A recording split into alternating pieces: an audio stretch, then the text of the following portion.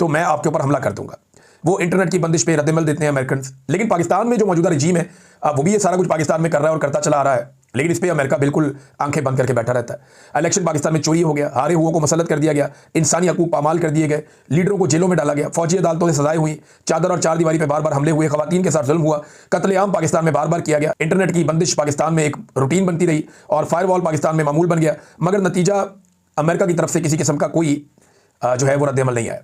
पाकिस्तान के अंदर जो चीज़ें होती हैं उन्हें वो पाकिस्तान का अंदरूनी मामला कहते हैं। ईरान के अंदर जो चीज़ें अगर कम भी हों या ज़्यादा हों तो वो उसे एक इंसानी हकूक का मामला कहते हैं और इसे एक बैनुल-अक़वामी मामला समझते हैं।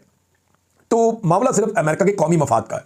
अमेरिकन ये देखते हैं कि जहाँ पे उनका कौमी या उनका मुल्की मफाद है वहाँ पे वो कह देते हैं कि जनाब ये एक ह्यूमन राइट्स का इशू है, इस इशू के अंदर पूरी दुनिया को सामने आना चाहिए और हम इसके खिलाफ ताकत का इस्तेमाल करेंगे। लेकिन जहाँ पे अमेरिका के मफादात दूसरी तरफ हों और उस रजीम के साथ हों जो रजीम मुसल्लत किया गया हो, तो फिर अमेरिका उसे उस मुल्क का अंदरूनी मामला कह देता है। यही हम देख रहे हैं। लेकिन अमेरिका के अपने अंदरूनी मामला कैसे हैं? खासतौर पर एक खातून जो एहतजाज कर रही थी उसकी हलाकत के बाद अमेरिका के अंदर एहतजाज शुरू हो गए। काफ़ी एहतजाज हो रहे हैं, बहुत ज़्यादा वायरल हो रही हैं कुछ वीडियोज़ अमेरिका में, खासतौर पर रिपब्लिकन के जो सपोर्टर्स हैं। लेकिन डोनाल्ड ट्रंप के जो सपोर्टर्स हैं वो बड़े हार्ड लाइनर्स हैं, वो राइट विंग के लोग हैं। वो ये कहते हैं कि जितने भी यहाँ पे इमिग्रेंट्स हैं जो बाहर से आए हुए लोग हैं उनको निकालो यहाँ से। दूसरा, वो ज़रा थोड़े उनका रद्दमल और तरह का होता है, उनको सिर्फ रिलीफ चाहिए अपने लिए, अमेरिकन के लिए। जबकि जो डेमोक्रेट्स हैं वो फ्लेक्सिबल हैं इन मामलात में। और वहाँ पे ये जो एक कत्ल हुआ खातून का, उसके बाद मामला काफ़ी ट्रिगर हो गया। डोनाल्ड ट्रंप को बहुत बड़ी सपोर्ट मिली थी ऐसे लोगों से जो डेमोक्रेट से नाराज़ हो गए थे इसराइल के फ़लस्तीन के ऊपर अटैक के बाद। मुख्तलिफ चीज़ें थी जिनकी बिना पे बहुत सारे मुसलमान तबका या जो इमिग्रेंट्स हैं उन्होंने डोनाल्ड ट्रंप को तरजीहन वोट दे दिए थे। लेकिन डोनाल्ड ट्रंप ने अपनी पॉलिसी जब वापस आके इंप्लीमेंट की तो वो लोग नाराज़ हो गए। अब हो ये रहा है कि अमेरिका में मिड टर्म इलेक्शन आ रहे हैं, मिड टर्म इलेक्शन मार्च में आ रहे हैं और डोनाल्ड ट्रंप खतरे में आ गए।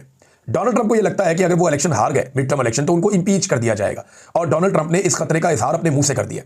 नॉर्मली अमेरिकन प्रेसिडेंट ये बात नहीं करते कि मुझे इंपीच कर दिया जाएगा। डोनाल्ड ट्रंप ने पहले ये कह दिया कि अगर मैं ये इलेक्शन हार गया तो मुझे इंपीच कर दिया जाएगा।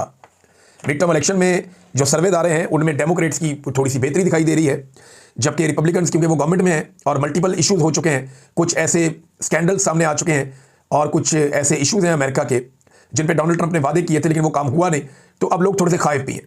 तो 1.5 साल के बाद क्या लोग अपना मौक़िफ़ मुकम्मल तौर पे बदल लेंगे?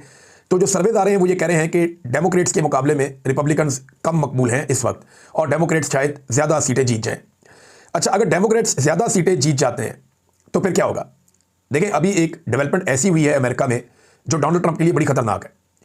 इनके जो सेनेट के अंदर वोट होते हैं ना वो 100 होते हैं। 100 में से 53 जो हैं वो डोनाल्ड ट्रंप के हैं, यानी वो जब चाहे सेनेट से कोई बिल या कानून पास करवा सकता है। लेकिन पहली मरतबा ऐसे हुआ कि डोनाल्ड ट्रंप के 5 सेनेटर्स ने अपोजिशन के साथ मिलकर डोनाल्ड ट्रंप के खिलाफ ये एक बिल पास करवा दिया और ये वेनेजुएला के हवाले से।